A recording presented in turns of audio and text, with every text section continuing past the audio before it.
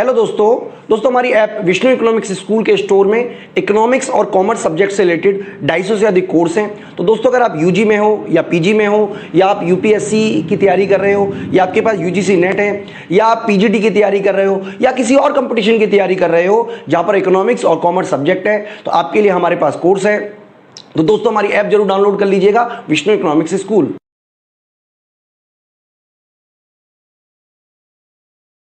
Hello everyone, welcome to today's session. I am Kajol and in this video we are going to discuss difference between sale and agreement to sell. So let's get started. तो अब यहाँ पे हम देखेंगे कि cell में और agreement to sell में क्या डिफरेंस होता है, कैसे ये दोनों चीज़ें अलग होती हैं, कि कब हम सेल करते हैं, एक्चुअल सेल ऑफ गुड्स कब होता है और कब सिर्फ अग्रीमेंट टू सेल होता है कि उस पर फ्यूचर में कुछ एक्शन होना बाकी है, फ्यूचर में वो गुड्स जो हैं वो सेल होंगे और उस पर अग्रीमेंट जो है वो आज हो रहा है। तो अब यहाँ पे बेसिस है ट्रांसफ़र ऑफ प्रॉपर्टी। अब ट्रांसफ़र ऑफ प्रॉपर्टी के बेसिस पर ही मेन डिफरेंस होता है यहाँ पर सेल और अग्रीमेंट टू सेल में। तो अब सेल में property in goods passes to the buyer immediately at the time of making the contract. अब यहाँ पे सेल के केस में at the time of making the contract मतलब जिस टाइम पे वो कॉन्ट्रैक्ट बन रहा होता है उसी टाइम पर कुछ गुड्स जो हैं, जो भी बायर ने बाय करे हैं, वो गुड्स जो हैं वो पास ऑन कर दिए जाते हैं बायर को immediately at the time of making the contract. उसी टाइम पर जब वो कॉन्ट्रैक्ट बन रहा है उसी टाइम पर गुड्स जो हैं वो पास कर दिए जाते हैं बायर को। तो इसीलिए यहाँ पर ये सेल बन जाता है कि एक्चुअल सेल जो है वो परफॉर्म हो गई है उन गुड्स की। तो अब यहाँ पे अग्रीमेंट टू सेल में no immediate transfer of goods होता है कि यहाँ पर कोई भी इमीडिएटली गुड्स जो है वो ट्रांसफ़र नहीं करता है कोई भी सेलर जो है वो बायर को, क्योंकि अभी जिस टाइम पर वो कॉन्ट्रैक्ट बन रहा है तब वो सिर्फ एक अग्रीमेंट टू सेल है। अभी उस पर फ्यूचर पे कोई एक्शन होना है, फ्यूचर में वो कॉन्ट्रैक्ट जो है वो परफॉर्म होगा, अभी वो सिर्फ एक अग्रीमेंट टू सेल है, एक्चुअल सेल वो नहीं बना है। एक्चुअल सेल वो बाद में बनेगा जब गुड्स जो हैं वो ट्रांसफ़र हो जाएंगे। तो अभी इस केस में इमीडिएट ट्रांसफ़र ऑफ गुड्स नहीं हुआ है, to be performed in future date है, फ्यूचर डेट पे ये कॉन्ट्रैक्ट जो है परफॉर्म होना है। और right against the default to either buyer और सेलर। अब यहाँ पे जो है वो राइट है, यहाँ पे या तो ये राइट बायर को मिलेगा या फिर सेलर को, अगर दोनों में से कोई भी डिफ़ॉल्ट करता है तो। क्योंकि अगर यहाँ पर सेलर डिफ़ॉल्ट करता है, गुड्स फ्यूचर में नहीं भेजता है बायर को, तो बायर भी वहाँ पे उसके अगेंस्ट पेमेंट नहीं करेगा। अगर यहाँ पे बायर कोई डिफ़ॉल्ट करता है तो बायर यहाँ पे प्राइस पे नहीं करेगा, तो फिर उस केस में यहाँ पे सेलर को वो राइट मिल जाता है कि वो उन गुड्स को आगे ट्रांसफ़र नहीं करे बायर को, क्योंकि उसने पेमेंट नहीं करी है। तो इसी राइट अगेंस्ट द डिफ़ॉल्ट को हम कहते हैं जस इन पर्सोनम, जिसमें किसी भी एक कॉन्ट्रैक्टिंग पार्टी को, या तो बायर को या तो सेलर को, किसी भी एक कॉन्ट्रैक्टिंग पार्टी को राइट मिलेगा कि वो उस राइट को यूज़ कर सकती है against the default of the other party. अगर सेलर डिफ़ॉल्ट करता है तो बायर इस राइट को यूज़ कर सकता है, राइट ऑफ जस्ट इन पर्सोनम को, और अगर यहाँ पे बायर डिफ़ॉल्ट करता है तो सेलर उस राइट को यूज़ कर पाएगा। और इधर हमने देखा कि यहाँ पर जस्ट इन रेम होता है, मतलब यहाँ पे राइट जो है वो यहाँ पर बायर के पास होता है कि यहाँ पे बायर जो है वो इमीडिएटली उन गुड्स को यूज़ कर पाएगा, उन गुड्स पे जो राइट होता है वो बायर का आ जाता है इमीडिएटली। तो इसीलिए हम यहाँ पर सिर्फ एक ही पार्टी को देखते हैं कि यहाँ पर सिर्फ बायर को ही वो राइट मिल जाता है, तो इसको हम कहते हैं जस्ट इन रेम। उस पॉइंट पर ही जब उसने वो गुड्स परचेज कर लिए और उनकी पोजेशन जो है वो ट्रांसफ़र हो गई यहाँ पर बायर को, तो तभी से बायर जो है वो उन गुड्स को यूज़ कर पाएगा। तो इसी को हम जस्ट इन रेम कहते हैं। नेक्स्ट है यहाँ पर रिस्क ऑफ लॉस। अब risk of loss of goods जो है वो कौन बेयर करेगा यहाँ पर, तो सेल के केस में risk of loss prima facie passes with property. तो ये हम पहले भी पढ़ चुके हैं। तो यहाँ पर अब जो रिस्क ऑफ लॉस है वो प्रॉपर्टी के साथ ही पास होता है। जिस भी पर्सन के पास प्राइमरीली वो गुड्स होंगे वही पर्सन जो है उस रिस्क को बियर करेगा, रिस्क ऑफ लॉस को बियर करेगा। तो अब यहाँ पे लॉस बॉर्न बाय बायर होता है सेल के केस में, क्योंकि यहाँ पर तो गुड्स ऑलरेडी ट्रांसफ़र हो चुके हैं बायर को, तो गुड्स अल्टीमेटली यहाँ पर प्राइमा फेसी उन गुड्स का बायर हुआ, तो इसीलिए उसको उन गुड्स का जो भी लॉस होगा अगर, तो वो बायर को ही बेयर करना पड़ेगा, उसी को बॉर्न करना पड़ेगा वो risk. Even if the goods aren't in the possession of buyer, अगर वो गुड्स जो हैं अभी पोजेशन में है भी नहीं अगर बायर के, तो भी सेल के केस में जो है वो गुड्स पे जो भी लॉस होगा वो बायर को ही बियर करना पड़ेगा। तो इसमें हम इसे इसी से समझ सकते हैं कि सेल के केस में जो रिस्क ऑफ लॉस है वो बायर बियर करेगा, अब चाहे उसके पास उन गुड्स का पोजेशन अभी पहुंचा है कि नहीं।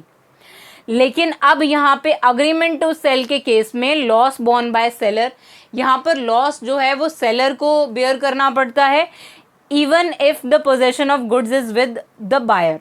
अब अगर यहाँ पर अग्रीमेंट टू सेल में अगर पोजेशन ऑफ गुड्स जो है वो बायर को ऑलरेडी ट्रांसफ़र हो चुका है, मतलब गुड्स जो हैं वो बायर के घर पर हैं, लेकिन फिर भी इस केस में जो लॉस है उन गुड्स पर वो सेलर को बियर करना पड़ेगा, क्योंकि अभी ये एक अग्रीमेंट टू सेल है। Because ownership in goods is yet to be pass from seller to buyer, अभी जो ओनरशिप है उन गुड्स का वो ट्रांसफ़र नहीं हुआ है सेलर के थ्रू बायर को, इसीलिए इस केस में यहाँ पर सेलर ही लायबल होगा किसी भी लॉस के लिए। लेकिन हमने इस केस में देखा कि यहाँ पर ओनरशिप जो है वो ट्रांसफ़र हो चुकी होती है सेल के केस में, तो इसीलिए इस केस में यहाँ पर बायर बियर करेगा उस लॉस को। और यहाँ पर अभी जो ओनरशिप है वो ट्रांसफ़र नहीं हुई है उन गुड्स की, अब चाहे वो गुड्स जो है वो पोजेशन में हो बायर के, तब भी यहाँ पर लॉस जो है वो सेलर को ही बियर करना पड़ेगा। नेक्स्ट है कॉन्सिक्वेंसेज ऑफ ब्रीच, मतलब कि अगर ब्रीच ऑफ कॉन्ट्रैक्ट होता है तो उस केस में फिर क्या प्रोविजंस होंगे। सेल के केस में इफ बायर रॉन्गफुली नेग्लेक्ट्स और रिफ्यूज टू पे प्राइस, अब यहाँ पर अगर बायर ऐसा करता है कि वो रॉन्गफुली नेग्लेक्ट करता है उन गुड्स की पेमेंट को जो भी उसे मिले हैं of goods, the seller can sue for price even though the goods are still in possession of the seller. मतलब अब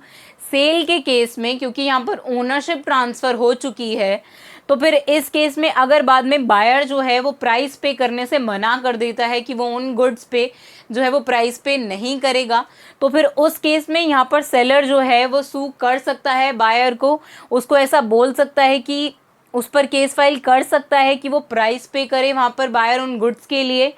अब चाहे इस केस में वो गुड्स जो हैं उनका पोजेशन जो है चाहे सेलर के पास ही हो, लेकिन फिर भी यहाँ पर सेलर जो है वो नॉन पेमेंट के लिए, प्राइस के नॉन पेमेंट के लिए जो है वो बायर को सू कर सकता है, क्योंकि यहाँ पर उन गुड्स की जो ओनरशिप है वो एक्चुअली ट्रांसफ़र हो चुकी है, बस उनका पोजेशन अभी ट्रांसफ़र नहीं हुआ है और वो गुड्स अभी सेलर के पास ही हैं। तो भी यहाँ पर सेलर जो है वो सूट फाइल कर पाएगा बायर के ऊपर कि वो प्राइस पे करे उन गुड्स के लिए। अब अग्रीमेंट टू सेल में क्या होता है, if buyer commits a breach seller can only sue for damages. अब अगर इस केस में अग्रीमेंट टू सेल के केस में बायर अगर कोई भी ब्रीच ऑफ कॉन्ट्रैक्ट कमिट करता है, कोई भी अगर वो अग्रीमेंट परफॉर्म नहीं करेगा, तो उस केस में यहाँ पर सेलर जो है वो सू कर सकता है बायर को सिर्फ डैमेजेस के लिए। डैमेजेस हुए हैं गुड्स के रिस्पेक्ट में, तो वो उसी के लिए सिर्फ जो है वो केस फाइल कर पाएगा डैमेजेस को रिकवर करने के लिए, and not for the price even though the goods are in possession of buyer. अगर वो गुड्स जो हैं वो बायर की पोजेशन में भी हैं, तो भी इस केस में जो है वो सेलर यहाँ पर बायर के ऊपर केस फाइल कर पाएगा उन गुड्स की डैमेजेस को रिकवर करने के लिए। और यहाँ पर जो सेलर है वो यहाँ पर प्राइस पे करने के लिए केस फाइल नहीं कर पाएगा, यहाँ पे सिर्फ वो डैमेजेस के लिए सूट फाइल कर सकता है। तो इस केस में इससे फ़र्क नहीं पड़ता कि चाहे वो गुड्स जो है वो बायर की पोजेशन में हो, तब भी यहाँ पर सेलर जो है वो बायर के ऊपर डैमेजेस के लिए सूट फाइल कर सकता है। नेक्स्ट डिफरेंस है यहाँ पर राइट ऑफ रीसेल। अब यहाँ पे राइट ऑफ रीसेल किसके पास होता है, the property is in possession of buyer so seller can't resell. अब यहाँ पर जो अगर ऐसा होता है कि ओनरशिप जो है वो उन गुड्स का वो बायर को ट्रांसफ़र हो चुका है, तो फिर इस केस में वो जो सेलर है वो रीसेल कर ही नहीं पाएगा उन गुड्स को। लेकिन यहाँ पे अग्रीमेंट टू सेल के केस में seller can resell and buyer can sue for breach. अब यहाँ पर अब जो सेलर है वो यहाँ पर उन गुड्स को रीसेल कर सकता है, और अगर सेलर ऐसा करता है तो यहाँ पर बायर जो है वो ब्रीच ऑफ कॉन्ट्रैक्ट के लिए यहाँ पर सेलर पे केस फाइल कर सकता है, उसको सू यहाँ पर वो कर पाएगा। तो यही डिफरेंस था सेल और अग्रीमेंट टू सेल के बीच में। तो नेक्स्ट हम देखेंगे एक टर्म जो कि बहुत इम्पॉर्टेंट है कंडीशंस एंड वारंटीज़ के अंदर, जो कि है डॉक्ट्रिन ऑफ केविएट एम्प्टर। जिस यहाँ पे केविएट एम्प्टर का मतलब है लेट द बायर बिवेयर। अब इस टर्म को हम पहले भी डिस्कस कर चुके हैं द इंडियन कॉन्ट्रैक्ट एक्ट 1872 के अंदर, लेकिन अब यहाँ पर हम इसको डिटेल में डिस्कस करेंगे। तो अब यहाँ पे it is the duty of the buyer to be careful while purchasing goods for his requirements, and in absence of any inquiry from the buyer, the seller isn't bound to disclose every fact of the goods. अब इसका मतलब है, अब जैसे हमने इसके नाम में ही देखा कि लेट द बायर बिवेयर, अब बायर को यहाँ पर खुद ही केयरफुल रहना पड़ेगा। जब वो गुड्स परचेज कर रहा है उसको खुद ही इतना अवेयर रहना पड़ेगा, बिवेयर रहना पड़ेगा। तो अब ये ड्यूटी है एक बायर की कि वो केयरफुली परचेज करे। जब वो कोई भी परचेज करने जा रहा है, किसी भी गुड्स की अगर उसको रिक्वायरमेंट है और वो उन गुड्स को परचेज करने जा रहा है, तो वो उसे केयरफुली परचेज करे, ये उसी की ड्यूटी है। एंड अगर ऐसा कुछ होता है कि वो इंक्वायरी नहीं करता उस गुड्स के बारे में, जो भी वो गुड्स परचेज कर रहा है, अगर वो कोई भी इंक्वायरी नहीं करेगा सेलर से, तो फिर इस केस में वहाँ पर सेलर जो है वो बाउंड नहीं होगा। अगर कोई भी गलत प्रोडक्ट उसे मिल जाता है तो फिर उस केस में तो यहाँ पर जो सेलर है वो बाउंड नहीं है कि वो उस गुड्स का हर एक फैक्ट जो है वो डिस्क्लोज करे। इस केस में यहाँ पर बायर की ही ड्यूटी होगी कि वो वहाँ पर सारे फैक्ट जो हैं उस गुड से रिलेटेड चेक करें उन फैक्ट्स को, और फिर उसके बाद उसे परचेज करे। लेकिन अगर ऐसा होता है कि वहाँ पर बायर जो है वो पूरी इंक्वायरी नहीं करता, तो फिर उस केस में हम ये मानेंगे कि यहाँ पर बायर जो है उसी की गलती है, उसी ने अपनी ड्यूटी जो है वो नहीं फुलफिल करी है यहाँ पर। तो इसीलिए ये डॉक्ट्रिन ऑफ कैविएट एम्प्टर है कि अगर ऐसा कुछ होता है कि बायर अपनी गलती की वजह से कोई इनकरेक्ट प्रोडक्ट खरीद लेता है, तो फिर उस केस में हम सेलर को वहाँ पर लायबल नहीं मानेंगे, क्योंकि जो सेलर है वो यहाँ पर बाउंड नहीं है कि वो सारे ही फैक्ट जो है वो डिस्क्लोज करे गुड्स के बारे में। तो अब इसका एक एग्जाम्पल ले लेते हैं हम कि मान लेते हैं आप एक बायर हैं और आपको मेडिसिन लेने जाना है किसी भी एक मेडिकल शॉप पर, और उसके बाद आप वहाँ पर जब आप उस मेडिसिन को परचेज कर रहे हैं तो आप उस केस में वहाँ पर उसकी एक्सपायरी डेट जो है वो चेक नहीं करते हैं उसी शॉप पर उसको खरीदते टाइम। लेकिन आपको घर पे आकर पता चलता है कि वो जो आपने मेडिसिन परचेज करी है वो एक्चुअली एक्सपायर्ड है। तो फिर इस केस में आप ये नहीं कह सकते कि वहाँ पर जो मेडिकल स्टोर पे जो सेलर था ये उसकी गलती है। यहाँ पर आपकी ही गलती मानी जाएगी कि जब आप उस मेडिसिन को परचेज कर रहे थे तो आपने पूरी इंक्वायरी नहीं करी, उस प्रोडक्ट को चेक नहीं किया कि उसकी एक्सपायरी डेट क्या है। तो इसमें आपकी ही गलती है कि आपको वो एक्सपायर्ड मेडिसिन जो है वो मिल गई। तो यही एग्जाम्पल है, इसीलिए हम यहाँ पर बोल रहे हैं कि कैविएट एम्प्टर, यहाँ पर बायर को ही अपनी ड्यूटीज़ के लिए अवेयर रहना पड़ेगा कि उसको एक प्रोडक्ट परचेज करते वक्त क्या क्या ध्यान में रखना पड़ता है। नेक्स्ट है, if while making the purchase of goods the buyer depends upon his own skills and makes a bad choice. मतलब कि अगर यहाँ पर बायर जो है वो अपनी स्किल्स पर ही रिलाय करता है और उसके बाद उससे एक बैड चॉइस मेक हो जाती है, जैसे आपने मिस्टेक करी वो एक्सपायर्ड मेडिसिन खरीद कर, वैसे ही यहाँ पर जो बायर है अगर उससे भी कोई बैड चॉइस हो जाती है, then he must curse himself for his own mistakes in the absence of any misrepresentation और फ्रॉड और गारंटी बाय द सेलर। तो अब इस केस में बायर ही जो है वो ही अपनी मिस्टेक्स के लिए लायबल माना जाएगा। और यहाँ पर ऐसा भी कंडीशन है कि वहाँ पर ऐसा होना चाहिए कि अगर बायर ने वहाँ पर कोई इंक्वायरी करी है एक्चुअली और उसने सेलर से ऐसा पूछा है कि वो गुड्स कहीं एक्सपायर्ड तो नहीं है, और वहाँ पर जो सेलर है उसने बायर की इंक्वायरी के बाद उसको ऐसा बताया है कि नहीं वो एक्सपायर्ड प्रोडक्ट नहीं है, और उसके बाद वो एक्सपायर्ड प्रोडक्ट निकलता है, तो सिर्फ इसी केस में यहाँ पर सेलर की गलती मानी जाएगी। इसीलिए यहाँ पर एक शर्त है, इसीलिए यहाँ पर ये लिखा हुआ है कि एब्सेंस ऑफ एनी मिसरिप्रेजेंटेशन।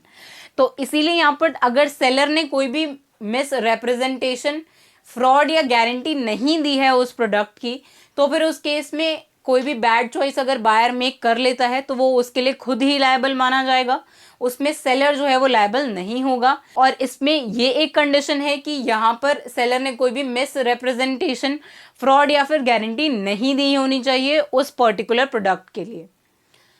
तो अब ये तो हमने देखा कि डॉक्ट्रिन ऑफ कैविएट एम्प्टर क्या है। अब हम देखेंगे कि इस डॉक्ट्रिन की एक्सेप्शंस क्या हैं, इस रूल की एक्सेप्शंस क्या हैं, कि कब हम ऐसा मानेंगे कि यहाँ पर बायर जो है वो लायबल नहीं होगा, सेलर इस केस में लायबल माना जाएगा। तो अब exception to doctrine of caveat emptor है। फर्स्ट एक्सेप्शन है यहाँ पर, if seller misrepresents about the good on inquiry by the buyer. मतलब जो हमने यहाँ पर देखा कि अगर सेलर जो है वो कुछ मिस रिप्रेजेंट करता है और फिर उसके बाद उस पे उसकी मिस रिप्रेजेंटेशन पे रिलाई करके बायर वो प्रोडक्ट जो है वो परचेज कर लेता है,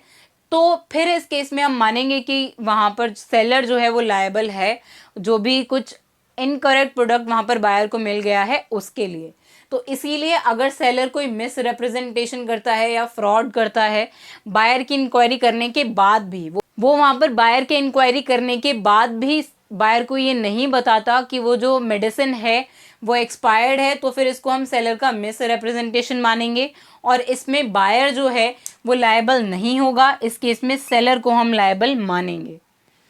नेक्स्ट है गुड्स परचेज बाय डिस्क्रिप्शन। अब अगर यहाँ पर किसी डिस्क्रिप्शन को देखकर अगर कोई बायर जो है वो गुड्स परचेज करता है तो फिर उस केस में यहाँ पर सेलर ही लायबल माना जाएगा, अगर कोई इनकरेक्ट प्रोडक्ट अगर बायर को मिल जाता है तो। नेक्स्ट है goods are bought by sample. अब अगर यहाँ पर बायर ने कोई सैंपल देखकर उसका कोई प्रोडक्ट बाय करा है तो फिर उस केस में भी वहाँ पर हम बायर को लायबल नहीं मानेंगे, क्योंकि उसने सैंपल को चेक किया होगा, सैंपल को यूज़ किया होगा, उसी के बाद उसने प्रोडक्ट खरीदा है, तो फिर इस केस में भी यहाँ पर सेलर ही लायबल माना जाएगा कोई भी इनकरेक्ट प्रोडक्ट अगर यहाँ पर बायर को मिल जाता है तो। क्योंकि वहाँ पर सैंपल अगर उसने यूज़ किया है तो हम इसी को बायर की इंक्वायरी मान लेते हैं कि उसने पूरा इंक्वायर किया है पहले प्रोडक्ट को और उसके बाद ही उसने ओरिजिनल प्रोडक्ट जो है वो परचेज़ किया है, और फिर इस केस में हम सेलर को लायबल मानेंगे, बायर को नहीं। नेक्स्ट है where buyer makes known to the seller the purpose of the goods. अब अगर यहाँ पर जो बायर है वो सेलर को ऐसा बता देता है कि वो सारा डिस्क्रिप्शन बताता है सेलर को कि उसको कैसा प्रोडक्ट चाहिए, क्या रिक्वायरमेंट्स है उसकी, और उसके बाद and on seller's judgment and skills, और उसके बाद सेलर जो है वो बायर ने उसको जो भी बताया है वो उसके ऊपर एक जजमेंट देकर उसको एक प्रोडक्ट ऑफर कर देता है, और फिर उसके बाद buyer purchase the goods and so purchased are unfit. मतलब अब जो डिस्क्रिप्शन यहाँ पे बी ने उसको दिया और उसके बाद सेलर ने जितना भी उससे समझा उस प्रोडक्ट के बारे में